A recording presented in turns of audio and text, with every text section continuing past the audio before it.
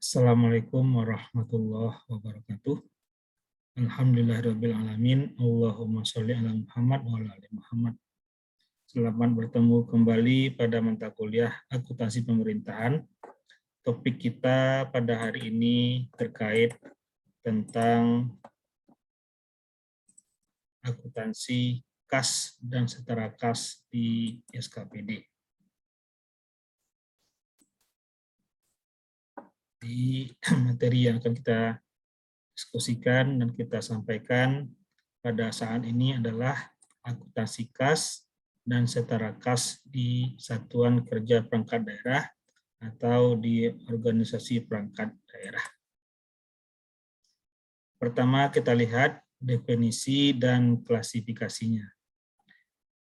Kas dan setara kas adalah uang tunai dan saldo simpanan di bank yang setiap saat dapat digunakan untuk membiayai kegiatan pemerintah daerah yang sangat likuid, yang siap dijabarkan atau dicairkan menjadi kas, serta bebas dari risiko perubahan nilai yang signifikan.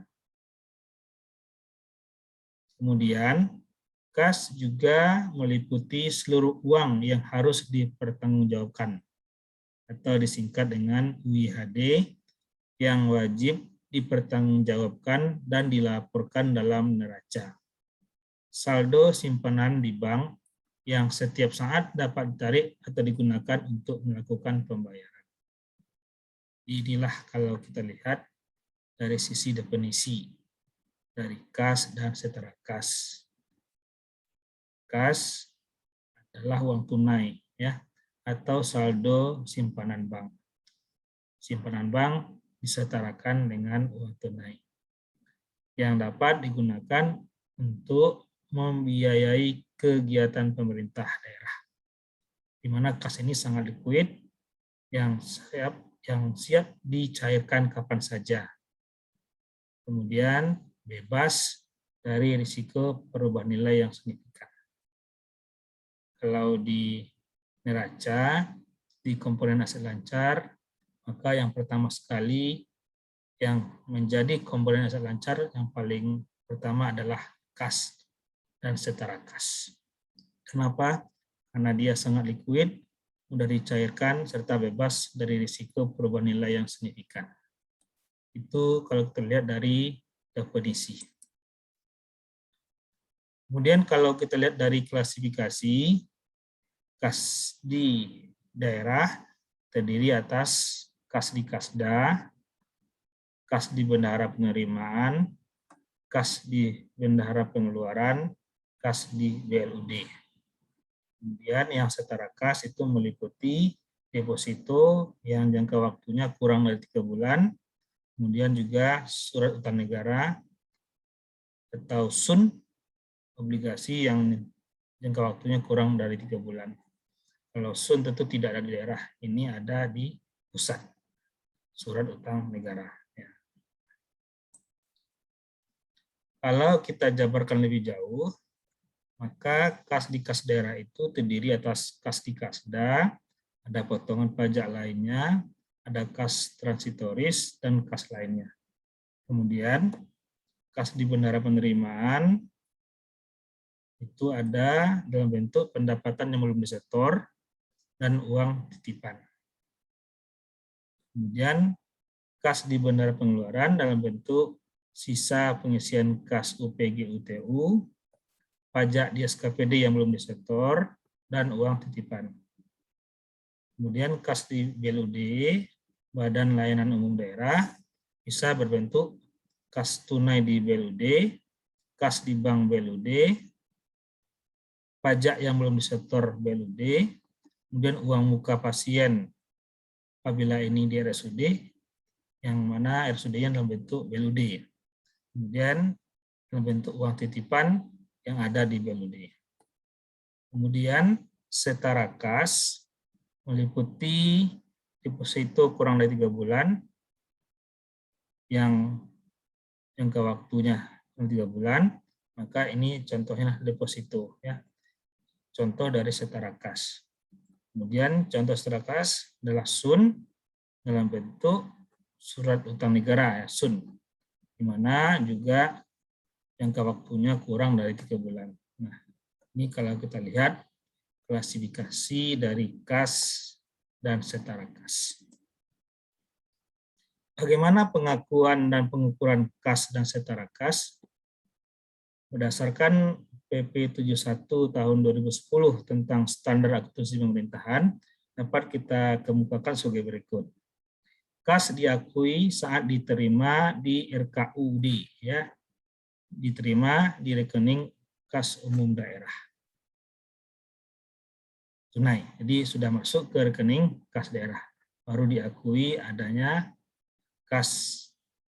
Jadi ketika sudah masuk ke RKUD, baru kita akui adanya kas masuk dan kita jurnal.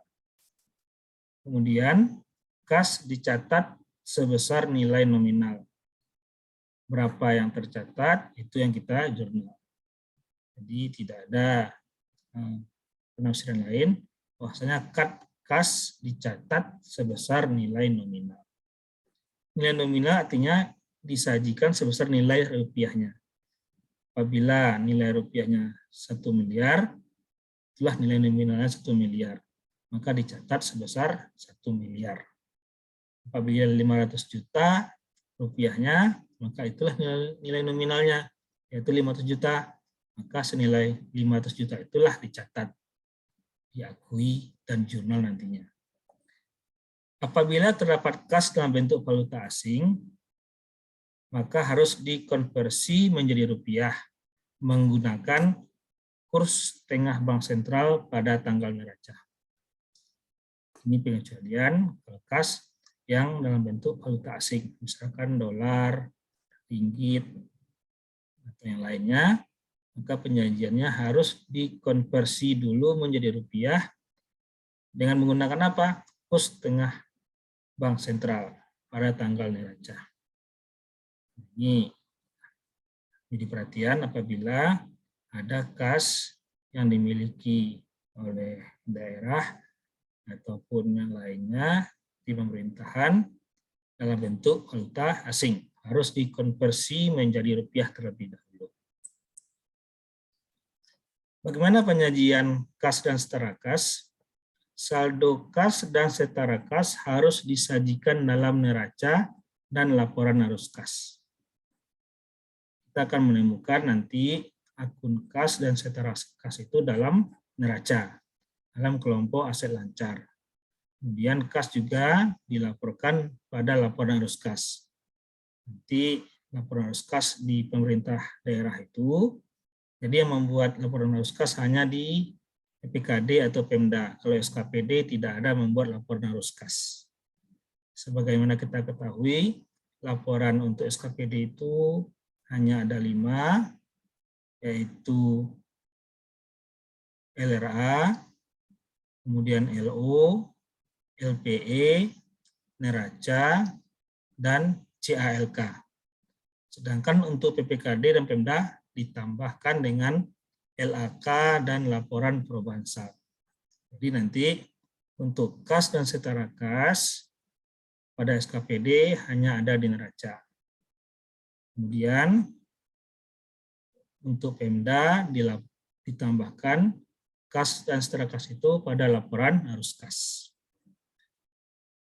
Mutasi antar pos-pos kas dan setara kas tidak diinformasikan dalam laporan keuangan karena kegiatan tersebut merupakan bagian dari manajemen kas dan bukan merupakan bagian dari aktivitas operasi ataupun investasi ataupun pendanaan dan transitoris pada laporan arus kas.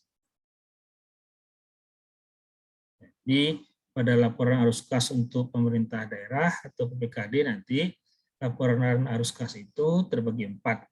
Itu bersumber dari aktivitas operasi, investasi, pendanaan, dan transitoris. Sedangkan untuk perusahaan swasta atau privat, laporan arus kasnya hanya terbagi 3, yaitu untuk aktivitas operasi, investasi, dan pendanaan.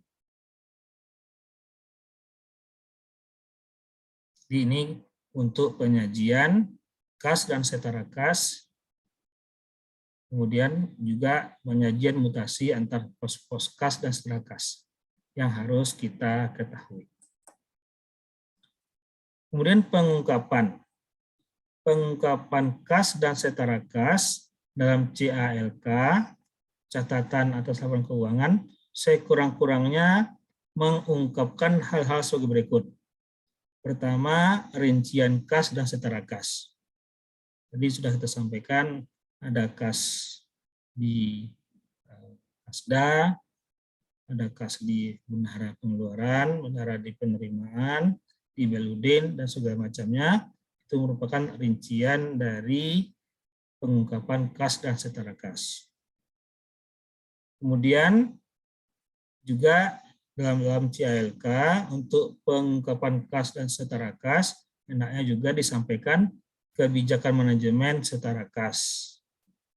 Di bagaimana kebijakan pemerintah daerah terkait dengan kebijakan manajemen setara kas. Nah, ini perlu, karena sangat berguna sekali dalam kebijakan penentuan kas yang ada di Pemda ataupun di SKPD. Kemudian, hendaknya juga dalam CALK disampaikan informasi lainnya yang dianggap penting. Yang bersifat material, terkait dengan kas dan setara kas, hendaknya juga disampaikan atau disajikan pada CALK. Nah, kita lihat bagaimana akuntansi kas dan setara kas.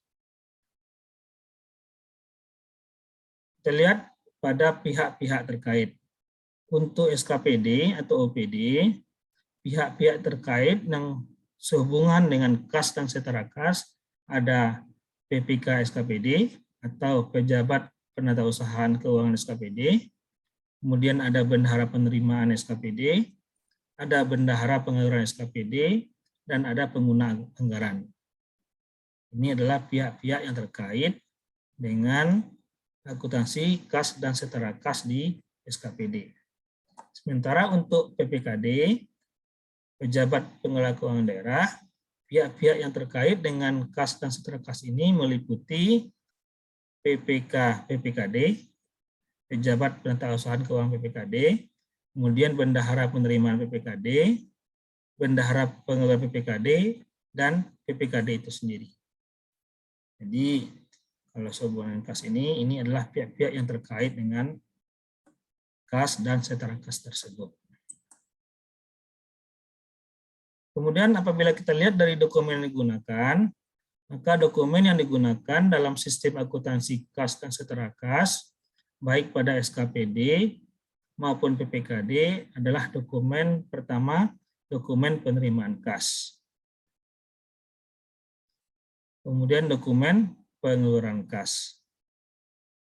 Jadi karena kas itu adalah akun aset, ya, akun aset dan akun aset itu adalah akun neraca, maka dia itu nanti akan ada dalam JULO neraca. Nah, kalau JULO neraca, maka penerimaan kas itu akan terkait dengan pendapatan LO, aset, kewajiban, dan ekuitas. Sementara untuk pengeluaran kas akan terkait dengan beban, terkait dengan aset, kewajiban, dan ekuitas. Ini dokumen-dokumen ini, ya, dokumen yang digunakan adalah dokumen penerimaan kas dan dokumen pengeluaran kas.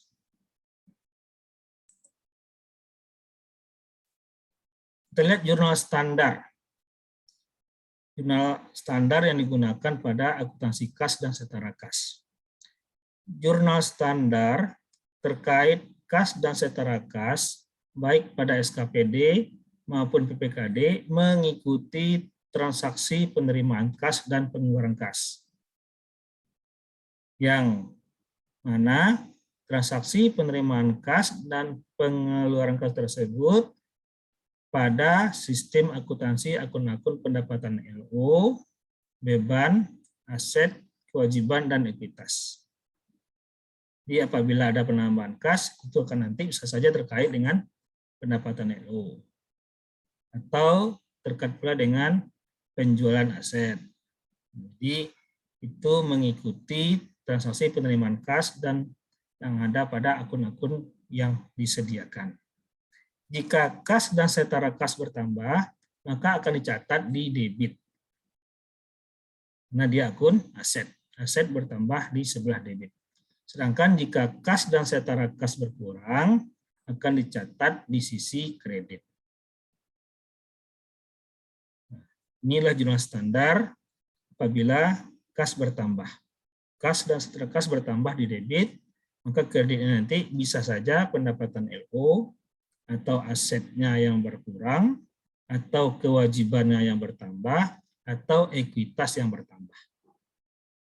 Jadi dampak dari pendapatan yang bertambah atau aset lain yang berkurang, ya aset lain ini aset selain kas maksudnya, kemudian ada kewajiban yang bertambah atau ekuitas bertambah yang mengakibatkan kas dan setara kas bertambah.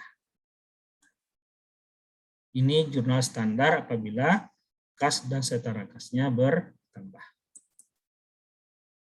Kemudian, nah ini ilustrasinya. Jadi kas dan setara kas bertambah akan dicatat nanti pada jurnal LO neraca. Jadi kita ketahui jurnal umum LO neraca itu isinya adalah akun-akun 1, 2, 3, 8, 9.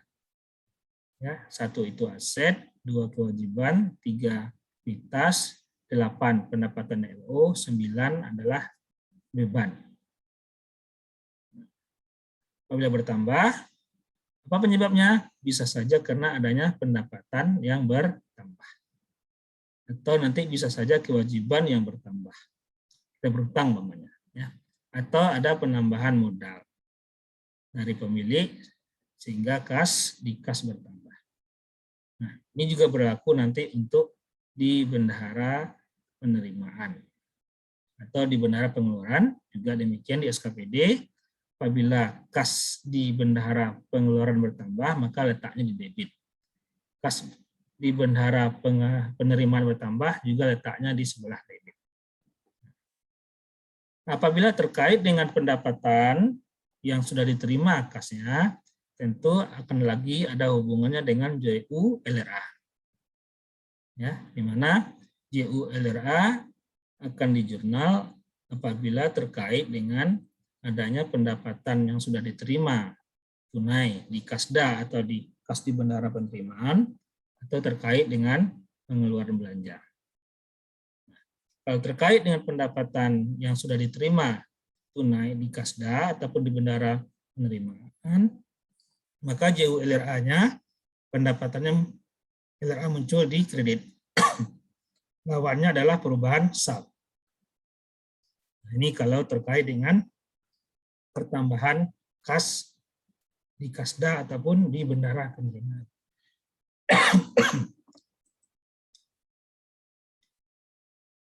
Nah, kalau berkurang bagaimana? Kalau berkurang, maka dicatat di kredit. Ya. Kas di Kasda, kas dan setara kas, apabila berkurang dicatat di kredit. Penyebabnya apa? Bisa karena ada beban dibayar, atau pertambahan aset lainnya selain kas dan setara kas, atau karena pembayaran kewajiban, atau karena pengembalian atau pengambilan modal oleh pemilik. Ini jurnal standar. Ya, apabila kasnya berkurang, letaknya di sebelah kredit. Nah, ilustrasi apabila kas yang berkurang karena ada pembayaran beban bunga utang pinjaman kepada pemerintah pusat. Contoh seperti ini. Jadi kalau ada pembayaran beban bunga, tentu ini akan terkait dengan JU LO neraca, ya, JU LO neraca. Nah, apabila ada pengeluaran kas di kasda terkait dengan beban dan sudah dibayar, maka tentu akan ada jurnal umum LRA. Nah, akan muncul belanja di sebelah debit, kreditnya adalah perubahan saldo. Nah, ini nanti bisa kita kaitkan dengan jurnal belanja beban, ya, akuntansi belanja beban dan akuntansi pendapatan. Jadi apabila ada pengurangan kas, letaknya di kredit, disebabkan karena adanya pembayaran beban, sehingga kas tersebut keluar, maka tentu akan kita buat JU LRA karena adanya belanja, ya, belanja. Kita nampak di sini ada saling terkaitan akuntansi untuk pendapatan LO dan LRA, kemudian akuntansi beban belanja yang telah kita sampaikan sebelumnya. Nah, demikianlah uraian terkait dengan akuntansi kas dan setara kas di SKPD. Mudah-mudahan kita dapat memahaminya, dan terima kasih atas perhatiannya. Mengakhiri dengan ucapan Assalamualaikum warahmatullahi wabarakatuh.